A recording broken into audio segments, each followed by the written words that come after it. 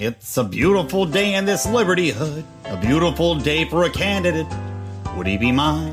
Could he be mine? Welcome to the Lions of Liberty podcast.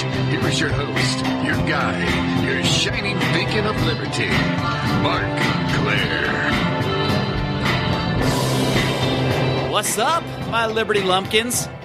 You have found yourself back here once again at the Lions of Liberty podcast, your home for great conversations about the ideas of liberty. And yes, we are going to have a very, very fun one today in this, the 226th episode of this program, which means you can find the show notes for today's show featuring links to just about everything we discuss over at lionsofliberty.com/226. Today's episode is sponsored by our good friends at LibertyManiacs.com, your home for all sorts of killer, kick-ass Liberty gear, t-shirts, mugs, bumper stickers, you name it, they got it. You can get a 10% discount on your entire order by using the discount code Lions of Liberty. That's all one word. Head over to LibertyManiacs.com.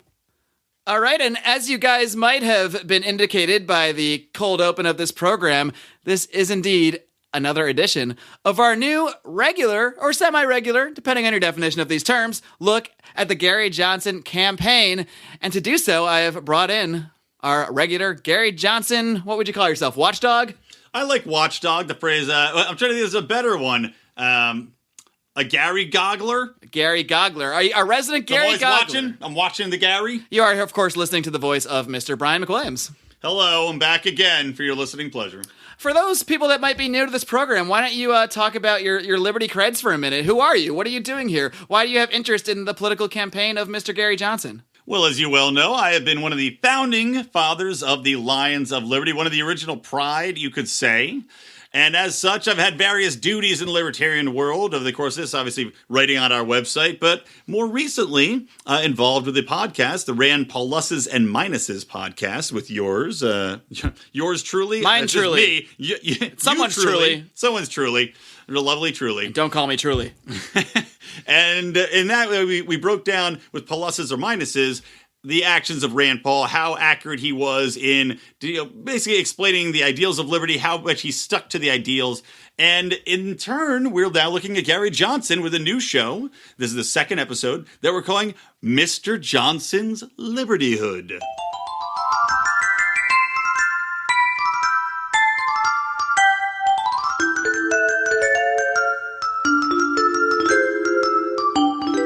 That's right, Mr. Johnson's LibertyHood. Of course, a take on a show that was near and dear to the hearts of many of our generation, Mr. Rogers' Neighborhood. It's actually not a take in any way other than the title and us stealing some of the theme music. But we are excited to be undertaking this adventure. This is the second episode, as you mentioned. The first one was episode 220 of this podcast. So you can go back, click back in your iTunes feed, or you can also find it at lionsofliberty.com/podcast. Or by the time you listen to this, you'll also be able to find the full Mr. Johnson's LibertyHood archives at lionsofliberty.com/Gary. All right, so we will house the programs there for you to easily go back and listen anytime you want just by typing in lionsofliberty.com/Gary. And before we get into things, why don't we just briefly explain our grading system? You know, with Rand Paul, we had the Paulus or minus for his good and bad liberty merits. And for Gary Johnson, what do we give him if he does something good? Well, we really had to make it far more sophisticated for an actual presidential candidate. So we're going to go with Johnson. That's right. He gets a Johnson when he does something good for liberty. And when he does something we see as negative for liberty, he gets a JohnsOFFs. All right, well, that seems pretty straightforward. So without further ado, why don't we move into our first item of the day? All right, well, let's do it. So the first one, let's go through. There's going to be a lot, by the way. So let's hit them hard and fast. Get ready. All right, so the first one, we talked about the TPP, the Trans-Pacific Partnership, which we know Bill Weld was a fan of, and we gave him a JohnsOFF last time for that. But, it wasn't out there that Gary necessarily supported it. Well, that's all changed, people. Because it recently came out, and I say recently as 2 weeks ago, that Gary Johnson has changed his viewpoint on the TPP. What was his original? Because he originally had a pretty good statement about it. What was that? I can't really word for word the original statement, but essentially, he's a guy that is against crony capitalism, and I believe that part of it is that crony capitalism is such a big part of this bill. But now he's basically said that he's not. If only it was a for the bill. It's like a 10,000-page treaty that's being treated like not like a bill. Rewritable document. And he said that it, quote unquote, promotes free trade and that it was, quote unquote, not perfect, but that, it still helps free trade. And even though he himself wouldn't do it in his presidency because he would just have open free trade, he's not against it because it still promotes free trade. Okay. So it's a lot of whinging and wheezing, and obviously maybe Bill Weld tackled him in the back parking lot and beat it into him. I don't know what happened. He said, I'm going to turn your face as red as mine unless you support the TPP. Put your face in the freezer. Put your face in the freezer. That's a joke from the last episode, so if you haven't heard it, lionsliberty.com/Gary, you can go listen. There you go. So, what else is there to say? He flip-flopped on this issue to come around to a viewpoint for a document that is purely crony capitalist, that is a abomination, a 10,000-page abomination that can be rewritten at any time. I'm sorry, but that is a clear JohnsOFF. All right, yeah, and I'm just going to go ahead and agree because, he comes out against it and says it's a crony capitalist document or agreement, and then suddenly when we get Mr. Weld in his ear a little bit, suddenly he changes his tune. So I had no disagreement on the JohnsOFF. Yeah, it's shame on you, Gary. So let's move on to another one. And this was something that I'll say Reason Magazine's head editor, Nick Gillespie, he said... Oh, he had a Liberty-gasm over this thing. He had a Liberty-gasm. He had a tent in his pants over the Gary Johnson, Bill Weld ad that went out, which, by the way, was 2 damn minutes, which is pretty long. Too long, in my opinion. But he said it was maybe the best, not just libertarian commercial, maybe the best political commercial I think ever. And he literally called it the greatest presidential ad ever. Technically, his title was, "Is this the best presidential ad ever?" But he seems excited about it. Let's put it when you're posing the question, it's clear what your opinion is. Right. It's like ask my fiance. So, is this the biggest penis you've ever seen? Clearly, I want her to say yes. It is, right? There's no negative answer that'll be accepted. So he threw that out there, and I'll say I watched it. Mark, did you watch it?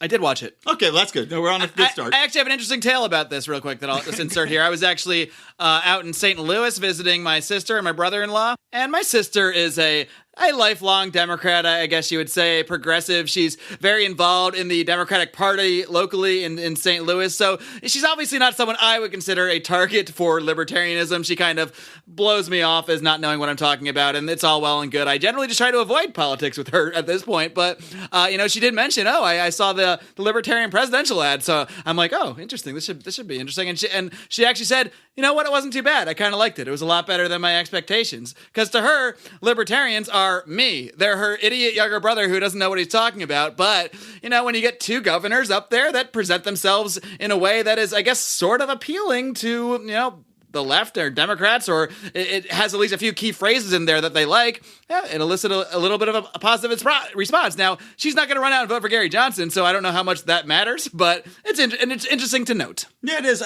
I felt by watching the ad, which we'll link to the ad, and we'll play a little snippet a little bit, but I thought it more appealed to the GOP side personally than the Liberty side or the liberal side, but they did address the fact that they balanced the budget, they cut the size of government down, they talked about the fact that they were both long-term governors, so they hit a lot of really good points. And then they also got in the liberal talking points of marriage equality and pro-choice. So they did a good job, I guess, of portraying what they are trying to portray, which is that they are the good parts of Republicans and the good parts of Democrats, and they're them all merged together. Well, it's like Bill Weld loves to say, and I got to get the government out of the boardroom and out of the bedroom.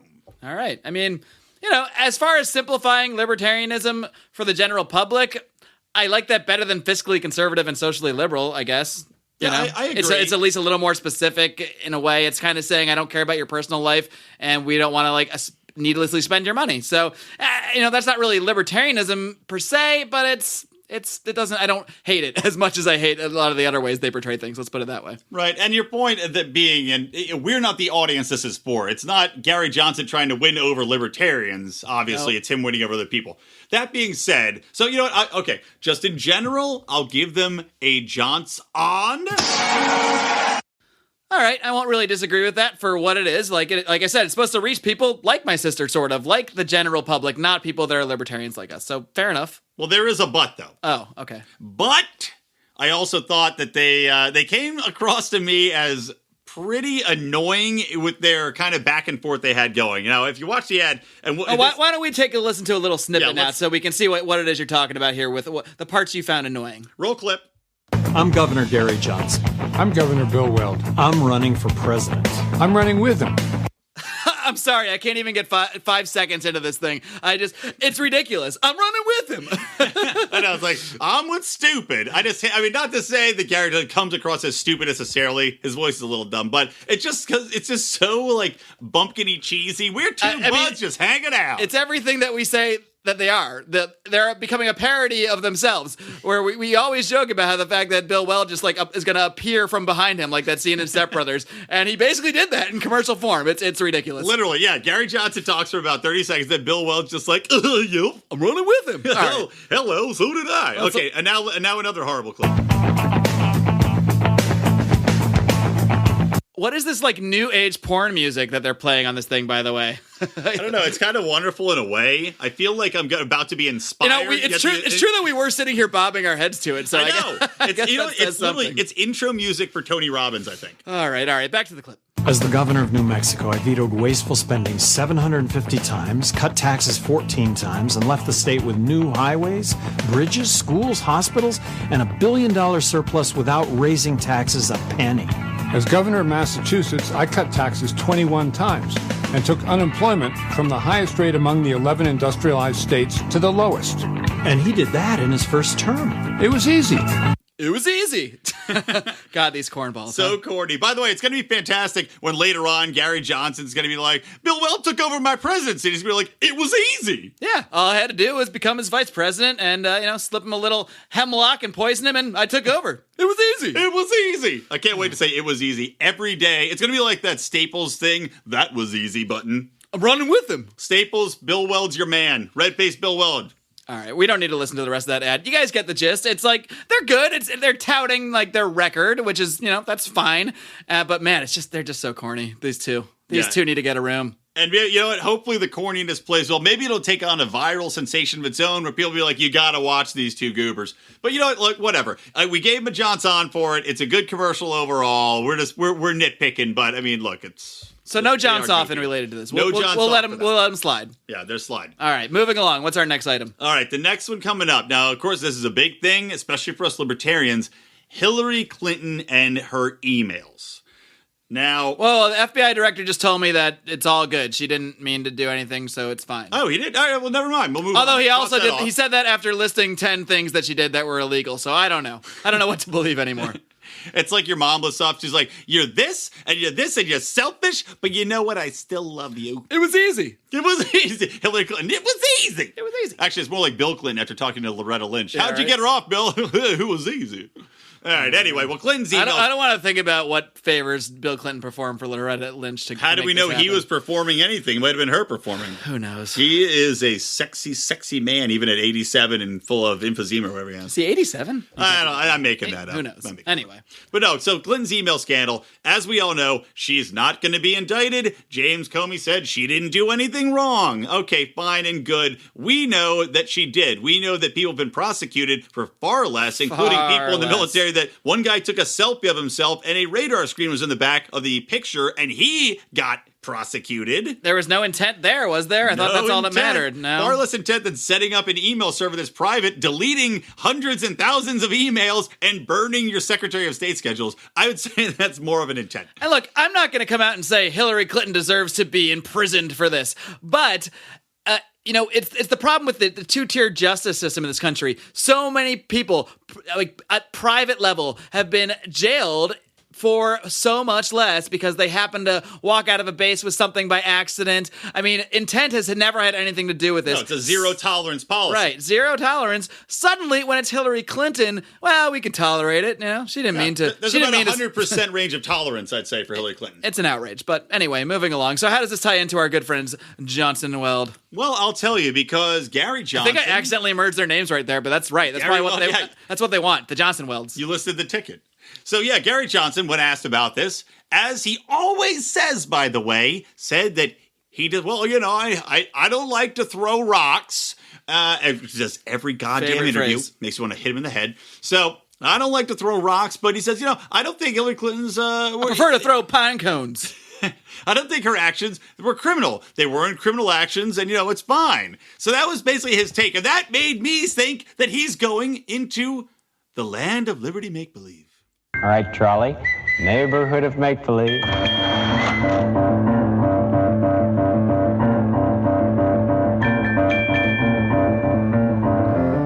The old land of liberty make-believe, my favorite. So what do we got here?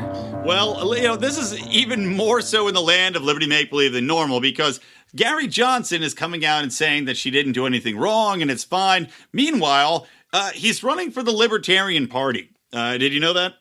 Well, he already ran. No, I thought he was running the Johnson Weld campaign. That's a separate entity from the Libertarian Party. It seems like it at times. Yeah, because Nicholas Sarwark, the chair of the Libertarian National Committee, past guest on this program, which we'll link to in the show notes. That's that right. Interview. I was going to say it, but I wasn't exactly positive at the time, so I didn't. I'm glad you did. All right. But yeah, great guy. So Nicholas came out and said, this is a serious miscarriage of justice. One key criteria for laws to be just is that they must be applied equally to all. And as we said earlier, it has not been applied equally if we're looking at Hillary Clinton and everything she's done, as opposed to the private level people and others that have been prosecuted far more stringently. Now, I'm getting a little bit ahead because we're going to talk. That's a Sarwark plus. I don't know. I don't know what it is, but good on you, Nick. Sarwark and roll. There we go. Does that work? It does matter. So I will talk about Bill Weld here, even though we're going to get more into him later. So a little bit of an early mind weld here.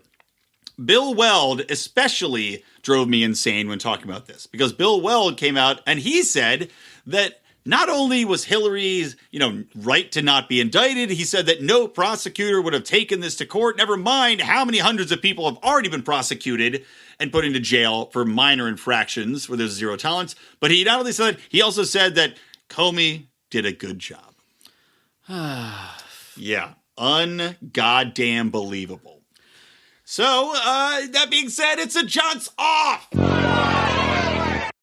Yeah, I'd say that's a very clear JohnsOFF. I'm surprised he didn't say, she's a wonderful public servant, like he did at the CNN town hall, which, of course, we already talked about. Well, we didn't. I wasn't there, but you guys already covered in great detail on our roundtable about the Gary Johnson and Weld town hall, which you can find in episode 222 of this program. So you can find that at lionsofliberty.com/222. We'll also link to it, of course, in today's show notes at lionsofliberty.com/226. Now that I got that business out of the way, what's next? Well, let's talk about a very current topic as of the recording of this. There have been a lot of shootings lately. There have been several, what looked to me to be innocent civilians. It's been a tough week. It's been a tough week. There have been a couple of police on civilian killings. Specifically, these are two black men. One is Alton Sterling in Minnesota. The other one is Philandro Castile. And basically, both of whom were armed, which I find interesting. Both of whom were armed, and both of whom had concealed carry permits. And in both cases, so there's a gun present, let's just say that. So there's, in the case of the Minnesota guy, he had a gun. He told the cop, I have a gun. He goes, but he also had a permit. So he told him ahead of time, which is what you're supposed to do. If there is a gun in your car, you are supposed to inform the police officer. He informed him. He reached for his wallet. Which really, I don't even like that. Why should you have, it's a legal right to carry a gun. Why do you have to tell an officer you have a gun? I agree. Anyway. Well, to not get shot. Well, I guess so, but that didn't really work out. I mean, I get why it would make sense to, because if you say no and then they see one, now they think something's weird is going on and might be on edge. But obviously, even telling him in this case didn't help at all. Right. And it's to say, why would he tell him he has a gun if he's going to go reach for the gun? Nothing about it makes sense. So he reaches for his wallet. The cop literally shoots him and you can see him dying. It's a horrible, horrible video to watch. The other case, this guy, he also had a permit for his gun. He didn't tell the cops he had a gun. They were called for a reason because he was apparently being belligerent to people, or told a homeless man he had a gun or showed him a gun is what they were saying. But the cops come in, they tackle him to the ground, and in the video you can see him being on the ground. He's held down with two police, literally on his back, two police on top of him, and you hear them say, he's got a gun. The cop then puts his gun to the chest of the man and shoots him at least 4 or 5 times point blank. Just awful to watch. Then you see them pull the gun out of his pocket. Out of his pocket. So as to say, oh, see, he had a gun. Whoops, it was here all the time. It was just hidden in a pocket he couldn't reach because his arms are pinned down. They're atrocious. They're shocking. So in regards to that, those two things happened. Okay, those are horrible. And to be clear, I have no problem with anyone, including a police officer, killing someone in self-defense if they need to do that. I am all for everyone's right to do that.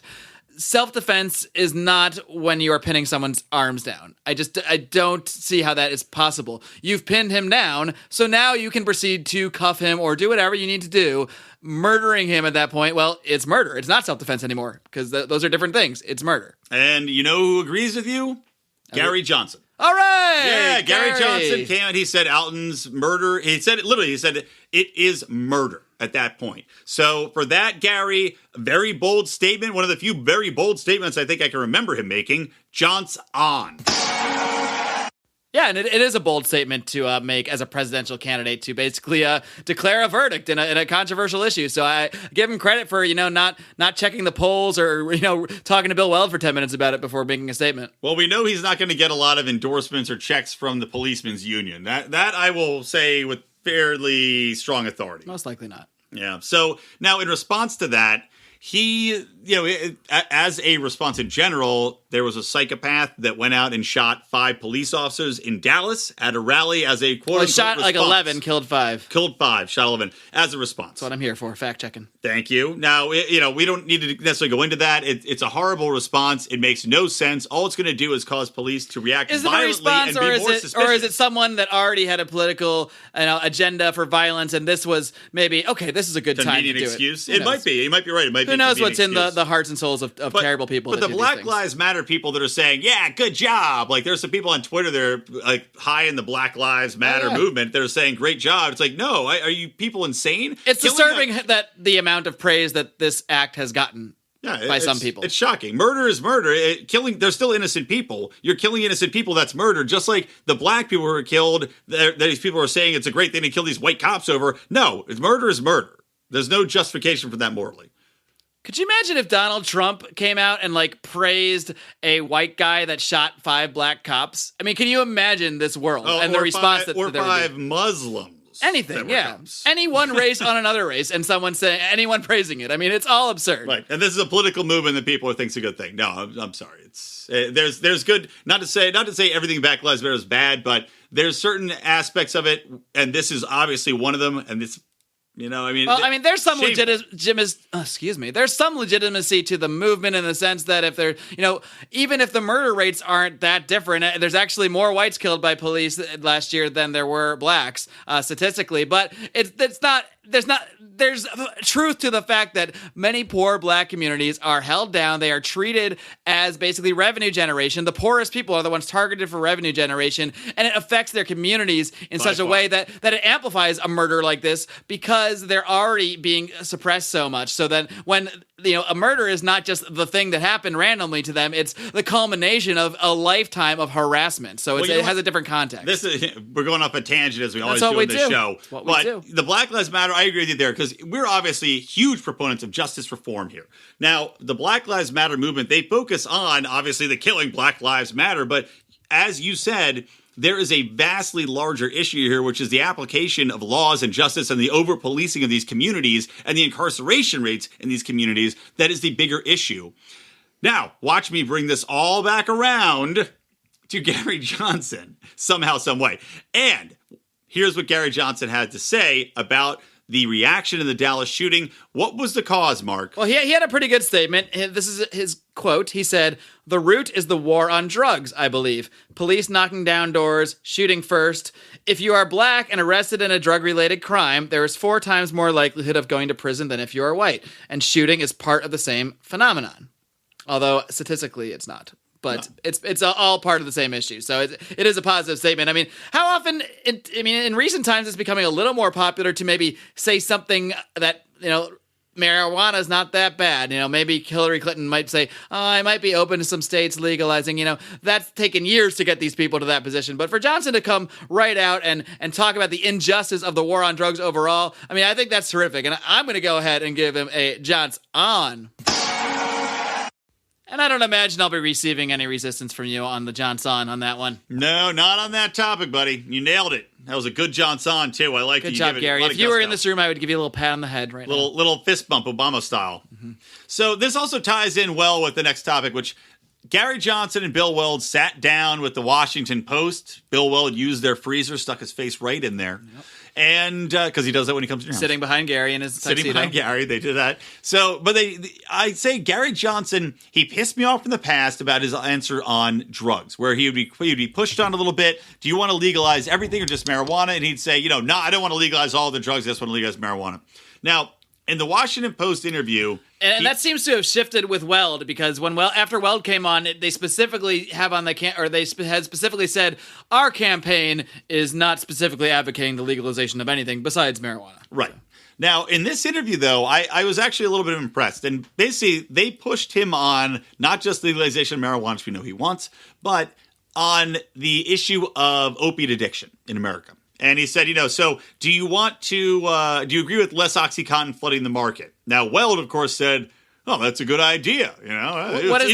What is that political proposition, less OxyContin flooding the market? They're going to restrict it more? Like, what does that mean? Well, it's subscribed like up the wazoo right now. To answer that, whoever governs it, not the FDA, but maybe the FDA, they said, there's got to be stricter reasons to prescribe stuff, but at the same reason, it means nothing. Because they're guidelines. Abused. They're recommendations, though. They're not actual laws. Right. It's just guidelines, so it means nothing. It's just all talk. It's just they're saying doctors should use stricter standards for giving OxyContin. Precisely.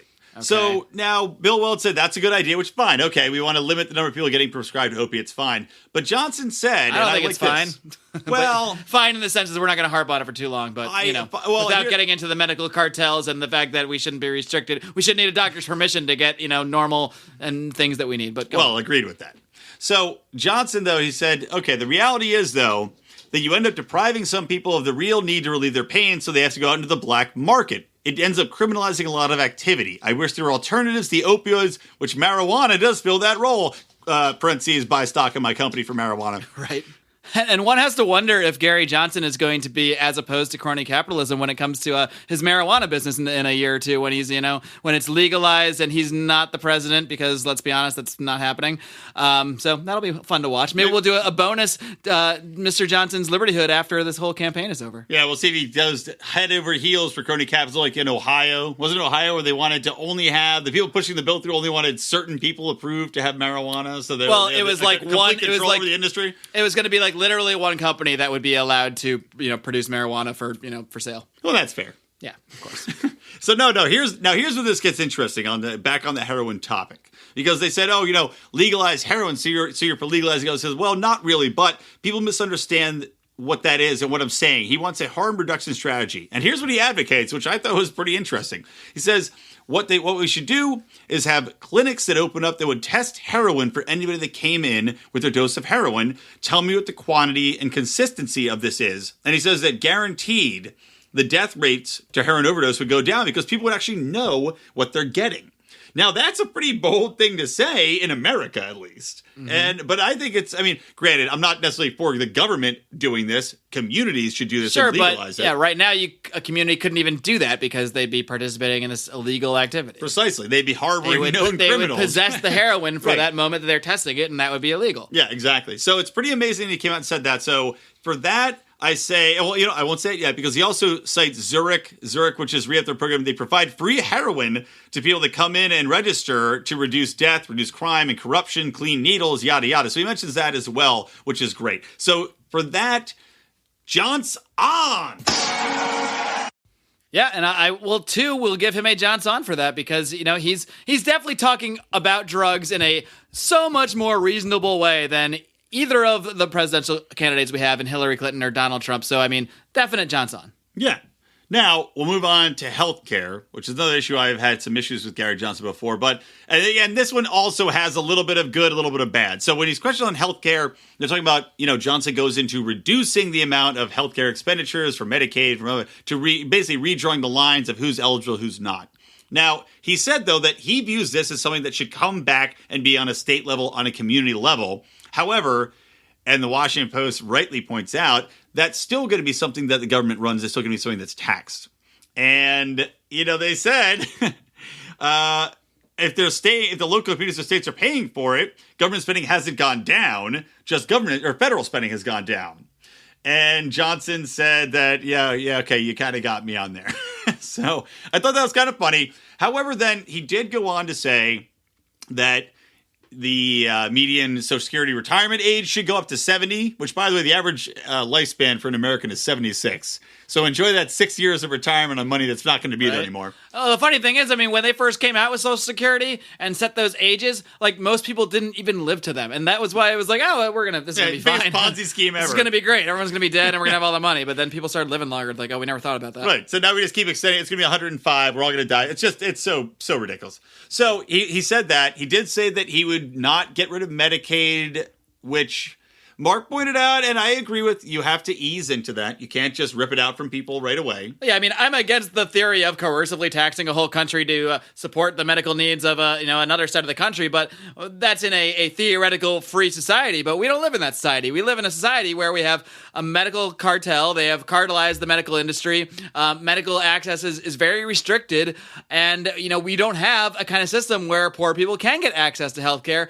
And there is some justice in the fact that the federal government and many of the people that support the AMA, the cartelization of the drug industry, the FDA, the whole shebang, there is some responsibility to support the people that you have basically impoverished. So it's a complicated issue, but I would not support the ending of Medicaid overnight until you've ended the regulatory environment that causes so many people to not be able to access healthcare. Right. When you can go down the street to a doctor for $50 and get a checkup and not get completely reamed over drug costs and everything else. Yeah, I agree. So no, but here's what Johnson also said. He also goes into saying that he believes in a free market approach to healthcare, just like we all think is a great idea. And this is the first time I've really heard him talk about this from this position, which is kind of Rand Paulusian and Ron Paulusian. And he's saying that it's going to cost 1/5 of the cost right now. It would be cash and carry, pay as you go. You'd have catastrophic insurance only, which we both think is the only insurance you should have. But he'd say there's stitches are us, there's gallbladders are us, and x-rays are us. There'd be advertised pricing, advertised outcomes, and you know exactly what the bill is going to be. Like, for example, I'll give you a story from my own life. I had back surgery about 6 months ago. Now, going in, I knew some rough costs, but really, I didn't know much of anything. Until I started getting the bills out, and it came to a pretty damn large sum, and I was only paying 10% of what the bills were.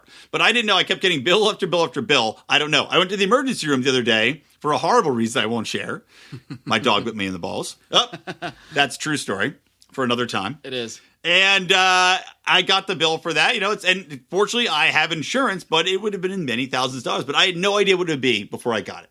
So I like that. Get those prices out. If only you had a health sharing plan, which you can find out more about at lionsofliberty.com/health. There you go. Lionsofliberty.com/health.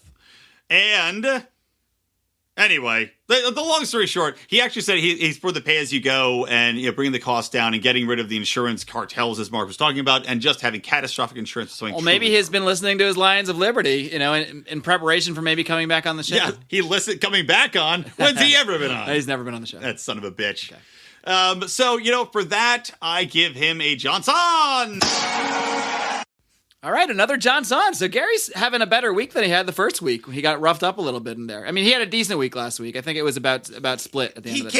He came out one behind, but you know what? His Achilles heel, as always, with the JohnsOFFs, very sophisticated numbering system, is that Bill Weld brings the man down. That's correct, because we, Gary Johnson, as we mentioned in the first episode, he pushed for Bill Weld. He literally begged for Bill Weld, and therefore we're going to count Weldian statements against or for him. But it's been against. Or Weldian statements. Or Weldian, that's right. Yeah. Now, and by the way, he beat out Bill Weld was chosen over Larry Sharpe, who was just a podcast guest lionsofliberty.com/225 is where you can find my excellent interview, if I do say myself. And not because of me, although, I like myself. I'm a decent interview, I like to think. But Larry Sharpe is just a spectacular man to interview. So check that out if you haven't. Larry Sharpe, great guy. I don't know what. I just listened to it, and it's a great interview. Really check it out. Inspiring person. My God, if only Larry Sharpe had been the VP. My God.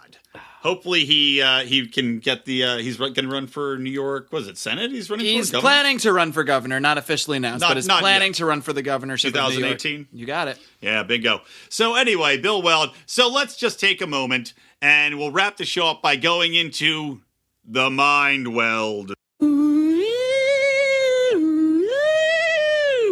And I'll give a little props to our man, Justin Gleason, listener of this program, for recommending that clip for the Mind Weld. And you can make recommendations for this show and provide your input by joining our private Facebook group, the Lions of Liberty Forum. All you got to do is type Lions of Liberty Forum into your little search bar on Facebook and come on in and join the fun. It's a private group, so you will need to get approval to join, but all I'm going to do there is just make sure you're a human and not a spam bot, and, make sure you seem like you're probably someone that's, supposed to be there, but that's a very cursory check. So come on, join the fun. And It's great. It was easy. It was easy. Ditto. Okay, so getting into the mind weld. Two things. The first, literally moments after Gary Johnson said this wonderful thing about pay-as-you-go healthcare and revolutionize the system and making it more affordable for everybody, they go to Bill Weld. What do you think, Bill? And he's like, pay-you-go, that's too far for me. Too far for you. Too far. He outwardly contradicted Gary in the interview. He literally. It's like he said something else. It was. I'm not gonna quote it because it's completely irrelevant. But just basically saying right there, I don't like what he's saying. I don't agree in any way. So open defiance of Gary Johnson. It's not the first time, man. It's just he pisses me off so badly. It's like can't you phrase it differently? Maybe just be like, it would really help to reduce healthcare cost by 1/5. Or by 1/5. Isn't the purpose of the vice president to back up and support the ticket and the main candidate? It seems like Weld is getting in there and like correcting Gary in certain places. It's weird. It's weird. It's just weird and awful. And again, it reinforces the concept that Bill Weld does not want to be vice president. He wants to be president. And if Mitt Romney had his way, he would be president. Did Mitt Romney say that? Mitt Romney came out endorsing Bill Weld, but not Gary Johnson. He literally said, I wish Bill Weld was leading the Libertarian ticket. Oh, my God. Yeah, of course he would. Tells you everything you need to know about Bill Weld and Mitt Romney, doesn't it? Exactly. And as we've said in our previous episode, Bill Weld's statements do reflect on Gary Johnson. So I'm sure his red face went white when he heard that and then screwed Gary Johnson or threw him under the bus. So I'm sorry, that's a JohnsOFF. All right, so that's one. The next one this is an older topic because Bill Weld has said it before, but we're going back to the terrorism task force that Bill Weld advocates, the 1,000-strong, specifically trained, quote-unquote, Mafia-style task force to combat ISIS. Now, when Gary Johnson was questioned about terrorism and what to do during this Washington Post interview, this is, quote, what he said. Bill talked about establishing a task force, which I think is a really great idea. It's easy. It's easy. It'll be easy. So he throws it over to Bill Weld and said he supports this 1,000-strong task force, which Bill Weld then talked about how great it was and how I battled the Costa Nostra. He doesn't talk about and then he goes Bill into... Weld actually talks like this a little bit. I got to go into, and then I'm not going to read the whole statement, but Bill goes into this whole thing about him and Rudy Giuliani prosecuted all these mafia families, and he's like talking about how one of them was a drug family. He's like, but these other family, we prosecuted them because they were smuggling guns. And all I'm thinking is, you realize that these mafias wouldn't exist if you legalized drugs and guns, you freaking statist hack? Yep, I can't stand Bill Weld. I'm over this guy. He's not. It's like every time he has the chance to throw somebody out there too that libertarians despise, like Rudy Giuliani. I know. Some kind of guy that we hate more than anybody else. He's like, well, we're buddies. It's like Hillary Clinton and Rudy Giuliani. He loves to like name drop. It's like, do you even know your target audience? But he does, because his target audience is not libertarians. His target audience is you know? Well, you know what? I'm sure he wanted to run with Rudy Giuliani on a ticket of two in Mitt people with Romney- slight speech impediments. In Mitt Romney's dream. Oh, They man. would I don't have want to. I'm just going to leave that alone. I'm sorry if you have a speech impediment. But I'm about to say, but Rudy Giuliani, it's like, hi, I'm Rudy Giuliani, and I'm running for president, and I'm with him. Fuck It's you, easy. Bill Weld. Such a piece of shit. All right. So that's obviously, if you didn't get the idea, JohnsOFFs. All right, so I think a clear pattern is being established, at least in today's episode.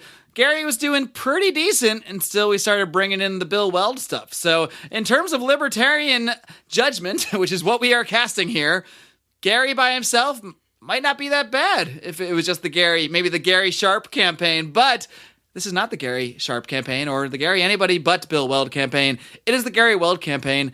And what is the final tally when you add in the Weldian offs? Well, it is 5 ons to 4 offs. All right, so he's still coming out ahead, even with old Billy. Now, that flips on the head last week's tally, which is 4 ons, 5 offs. So he is officially a dead even. He's officially as mediocre as possible. As mediocre. He's 10 and 10. 50, 10 ons, 50. 10 offs. Mediocre Gary. All right.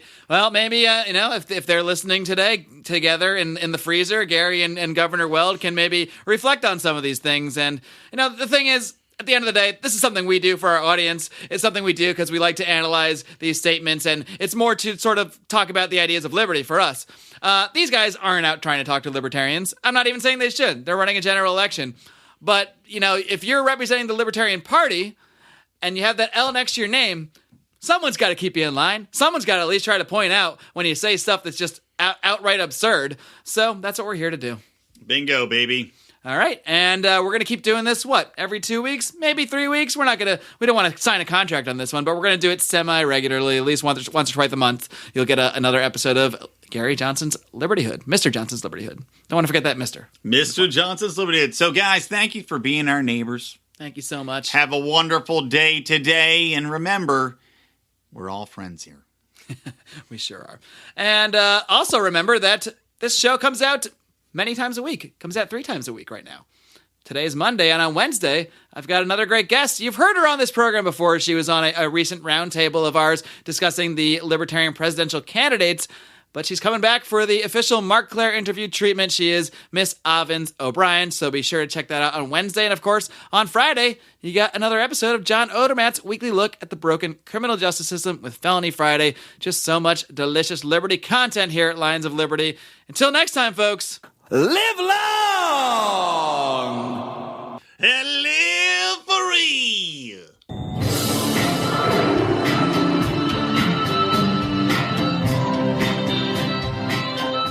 It was easy.